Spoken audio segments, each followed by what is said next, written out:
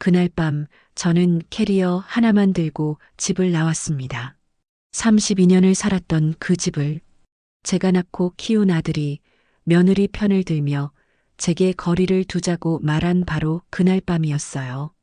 손주 지우는 제 다리를 붙잡고 울고 있었고 며느리는 차갑게 팔짱을 낀 채 서 있었죠. 저는 돌아보지 않았어요. 돌아보면 무너질 것 같았거든요. 그런데 이상한 일이에요. 그게 제 인생에서 가장 잘한 선택이 될 줄은 그때는 몰랐습니다. 저는 송세아, 올해 65살입니다. 지금 인천의 작은 원룸에서 혼자 살고 있어요. 3년 전까지만 해도 상상도 못했던 삶이죠.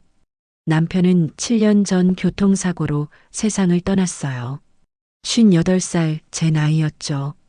아침에 웃으며 나간 사람이 저녁엔 영정사진이 되어 돌아왔어요. 너무 갑작스러웠죠.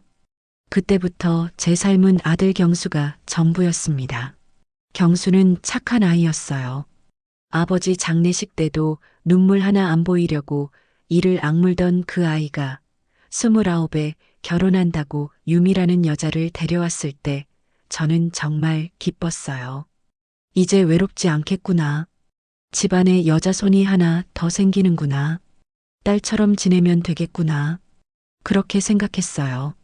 하지만 그건 제 착각이었습니다. 결혼식 날 이상한 느낌이 들었어요. 유미가 웃으면서 신혼집은 작으니 따로 사시는 게 어떻겠냐고 했을 때 그 웃음이 너무 완벽해서 오히려 차갑게 느껴졌거든요. 다행히 경수가 제 편을 들어줬지만 그 순간 며느리의 눈빛이 순간적으로 굳어지는 걸 봤어요. 그때 알았어야 했는데 결혼 후 1년 손주 지우가 태어났어요. 저는 너무 기뻤죠. 작고 보드라운 그 아이를 안았을 때 죽은 남편이 미소 짓는 게 보이는 것 같았어요. 하지만 유미는 아이를 자기 방식대로만 키우고 싶어 했어요. 저는 물러섰죠. 젊은 엄마의 방식을 존중해야 한다고 생각했거든요. 그때부터 작은 균열들이 시작됐어요. 제가 아침 일찍 일어나 경수가 좋아하는 김치볶음밥 도시락을 싸줬는데 저녁에 그대로 남아 있더라고요. 며느리가 싼 도시락을 먹었다는 거였어요. 제가 설거지를 하면 며느리가 다시 설거지를 했어요. 세제를 너무 많이 쓴다면서요. 환경 호르몬 때문이라고 했죠. 제가 손주 지우에게 과자를 주면 바로 빼앗아 갔어요. 설탕은 독이라면서요. 저는 점점 작아졌어요. 제 집에서, 제가 낳은 아들 옆에서, 제가 사랑하는 손주 곁에서 저는 투명 인간이 되어가고 있었습니다. 어느 날 밤 지우가 갑자기 열이 40도까지 올랐어요. 유미는 그날 친구들과 약속이 있다며 나가버렸죠. 금방 온다고 했지만 밤 11시까지 안 들어왔어요. 저는 지우를 안고 혼자 응급실로 달려갔습니다. 택시를 타고 혼자서요. 간호사가 보호자 연락처를 물었을 때 저는 떨리는 목소리로 제 번호를 불렀어요. 아이 엄마는 어디 있냐는 말이 목까지 올라오는 것 같았지만 간호사는 그냥 고개만 끄덕였죠. 다행히 지우는 괜찮았어요. 새벽 2시에 집에 돌아왔더니 며느리가 소파에 앉아 있었어요. 저한테 연락 좀 하지 그랬냐고 했어요. 아이가 어디 갔나 싶어서 얼마나 놀랐는데 자기도 엄마인데 라고 말하더라고요. 사과는 없었어요. 그 후로 저는 더 조심스러워졌어요. 아니, 움츠러들었어요. 제가 만든 음식은 MSG가 들어갔다며 안 먹었어요. 제가 손주에게 동화책을 읽어주면 너무 옛날 방식이라며 영어 그림책을 읽어줬고요. 제가 빨래를 널면 섬유유연제가 안 좋다며 다시 빨았어요. 저는 끊임없이 미안했어요. 제가 숨 쉬는 것, 존재하는 것 자체가 미안했습니다. 경수는 점점 말이 없어졌어요. 며느리가 좀 예민해서 그러니 조금만 참아달라고 했죠. 저는 참았어요. 참고, 참고, 또 참았습니다. 하지만 어떤 참음에는 끝이 있더라고요. 어느 토요일 아침, 며느리가 쪽지를 남기고 나갔어요. 빼곡하게 적힌 쪽지였어요. 10시 간식, 12시 점심 메뉴, 2시 낮잠 시간, 4시 간식, 목욕 금지, TV 금지, 절대 다른 거 주지 말 것. 그리고 마지막에 감사합니다. 라고 적혀 있었죠. 감사합니다. 그 단어가 제일 아팠어요. 저는 며느리의 보모가 아닌데, 지우의 할머니인데, 하지만 그날 저는 로봇처럼 그 지시사항을 따랐어요. 당근 스틱을 주고 현미밥을 했고 정확히 이 시간 재우고 바나나 반 개를 줬어요. 지우가 아이스크림 먹고 싶다고 했을 때 저는 떨리는 목소리로 안 된다고 했어요. 엄마가 안 된대 라고 말했죠. 그 순간 깨달았어요. 저는 제 손주에게조차 허락받지 못한 존재가 되어 있었다는 걸. 며칠 후 저녁이었어요. 지우가 저한테 물었어요. 할머니 어릴 때는 뭐하고 놀았냐고요. 저는 웃으면서 대답했죠. 고무 줄놀이도 하고 산에 가서 메뚜기도 잡고 냇가에서 물장구도 치고 그랬다고요. 그때 며느리가 젓가락을 탁 내려놨어요. 아이한테 그런 옛날 이야기 하지 말라고 했어요. 지우는 요즘 세상에 맞게 키우고 싶다고 할머니 말은 그냥 재미로만 들으라고 지우한테 말하더라고요. 그 순간 제 안에서 뭔가 끊어졌어요. 제 삶이, 제 경험이, 제 존재 전체가 무가치하다고 선언당하는 기분이었어요. 숟가락을 든 제 손이 떨렸어요. 저는 천천히 그 쪽지를 꺼냈어요. 그리고 물었죠. 이게 며느리가 시어머니한테 할 일이냐고. 나는 보모가 아니라 경수 엄마고 지우 할머니라고 말했어요. 경수가 끼어들었어요.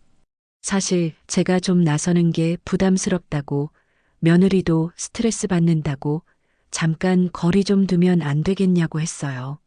32년. 제가 이 아이를 키운 시간이에요. 기저귀 갈고 밤새 아프다고 울 데 없고 병원 뛰어가고 학교 준비물 챙겨주고 대학 등록금 벌려고 새벽 청소일 나가고 그 모든 시간이 지금 이 순간 한 문장으로 정리되고 있었어요. 거리 좀 두자. 저는 천천히 고개를 들었어요. 알았다고 말했죠. 나갈 테니 짐 쌀 시간만 달라고요. 방으로 들어가 캐리어를 꺼냈어요. 옷 몇 벌, 사진 몇 장, 남편 유품 하나. 그게 전부였어요. 지우가 제 다리를 붙잡고 울었어요. 며느리가 지우를 떼어내는 모습이 보였지만 저는 뒤돌아보지 않았어요. 현관문을 열고 나왔을 때 복도가 너무 길게 느껴졌어요. 뒤돌아보면 무너질 것 같았거든요. 엘리베이터를 타고 1층에 내렸을 때 처음으로 제 다리가 후들거렸어요. 밖은 추웠어요. 11월 말이었거든요. 캐리어를 끌고 걸으면서 저는 생각했어요. 이제 어디로 가지? 밤은 여감 모텔에서 잤어요. 캐리어를 옆에 두고 천장만 멍하니 바라봤죠. 내가 뭘 잘못한 걸까? 그 생각만 맴돌았어요. 하지만 이상하게도 눈물은 안 나왔어요. 대신 가슴이 텅 비는 느낌이었죠. 다음 날 아침 저는 부동산을 찾아갔어요. 혼자 살 집을 구하러요. 재호라는 부동산 아저씨가 저를 이상하게 봤지만 15평짜리 원룸 하나를 소개해줬어요. 작지만 햇빛이 잘 들고 역에서 가까웠어요. 보증금은 제 적금을 깼어요. 남편이 남긴 유산 일부였죠. 재호 씨가 첫 월세를 깎아주면서 등을 토닥여줬을 때 그때 처음으로 눈물이 났어요. 원룸은 정말 작았어요. 침대 하나, 식탁 하나, TV 하나. 하지만 여기선 제가 뭘 해도 간섭받지 않았어요.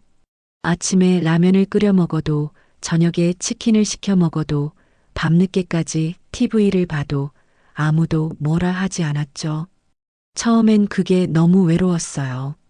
벽만 보고 있으면 눈물이 났고 밥을 먹다가도 울컥했고 밤이 되면 지우 생각에 잠을 못 잤어요. 하지만 시간이 지나면서 저는 깨달았어요. 이게 자유구나. 어느 날 재호 씨가 전단지를 가져왔어요. 문화센터 프로그램이었어요. 어르신들을 위한 수업이 많다고 했죠. 처음엔 망설였어요. 나 같은 사람이 가도 되나 싶었거든요. 하지만 재호 씨가 했던 말이 자꾸 맴돌았어요. 할머니 인생은 할머니 거라고 그렇게 말했었죠. 그래서 갔어요. 도자기 수업이었어요. 처음엔 흙이 손에서 흘러내렸고 물레도 제대로 못 돌렸어요. 하지만 선생님이 괜찮다고 천천히 하라고 말해줬죠. 6개월 후 저는 제 첫 작품을 완성했어요. 작은 머그잔이었어요. 투박하고 삐뚤었지만 제가 만든 거였어요. 그 머그잔에 커피를 담아 마실 때 저는 한참 동안 제 손을 바라봤어요.